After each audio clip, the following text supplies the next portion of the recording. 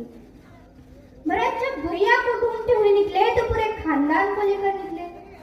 उन्हें लगा किसी की तो मान लेंगे, कौशल्या की मान लेंगे, ससुर को भी लेकर निकले।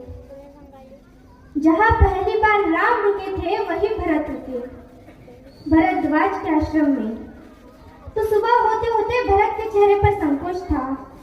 तो भरद्वाज ने भरत से कहा, हे राजन, क्योंकि राजा हो चुके थे, राजन आपके चेहरे पर संकोच कैसा? तो भरत ने डरते हुए कहा, महर्षि मैं डरा हुआ हूँ, मेरी माँ ने इतनी बदतमीजी कर दी, मैं बाहर था। भरत को नहीं बताया गया था कि पिताजी दिवंगत हो गए हैं। भरत को जब संदेश भेजा गया तो उसमें ये नहीं कहा था कि पिताजी एक्सपायर हो गए हैं, कहा था कोई इमरजेंसी है, घर आओ। तो भरत जब आ रहे थे तो नंदीग्राम में इनके पूर्वजों का एक मंदिर था, जहाँ इनके पूर्वजों की प्रतिमाएं लगी हुई थी। मानधाता की, दिलीप की, रघु की, अजय की, नहुष की। तो भरत वहां अपनी सेना के साथ पूर्वजों का पूजन करने के लिए रुके, पुरखों का। पुरोहित ने हाथ में थाली दी। सबसे पहले पृथु, जिनके कारण पृथ्वी कहलाती है, फिर मानधाता, फिर राजा बलि का, जिन्होंने अपना मांस दे दिया था, फिर रंतदेव का पूजन करते करते अजरंग दिलीप तक आए। और जैसे ही अगली मूर्ति देखी तो देखी पिताजी की मूर्ति। तेज तो थे ही। उन्होंने पुरोहित की तरफ देखा तो क्या पुरोहित की आंख में आंसू? उसने कहा, महाराज नहीं रहे।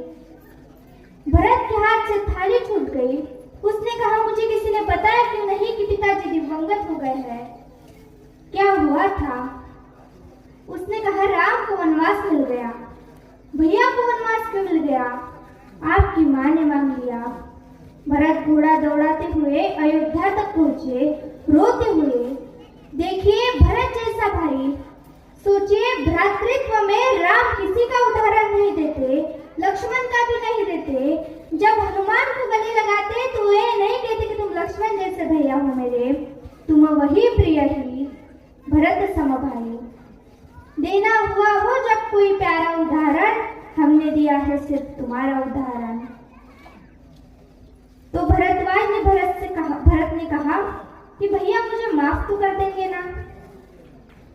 तो भरद्वाज ने कहा, राजन मुझे पता नहीं कि आपके बड़े भैया आपसे कितना प्रेम करते हैं या नहीं, लेकिन जब वह यहाँ से जा रहे थे और गंगा पार करने के लिए उन्होंने पुरोहित को बुलाकर स्वस्ति वाचन का मंत्र किया तो बड़े ही खुश थे, प्रसन्न थे। उनके चेहरे पर मुस्कुराहट थी कि मैं तो वनवास पे जा रहा हूँ।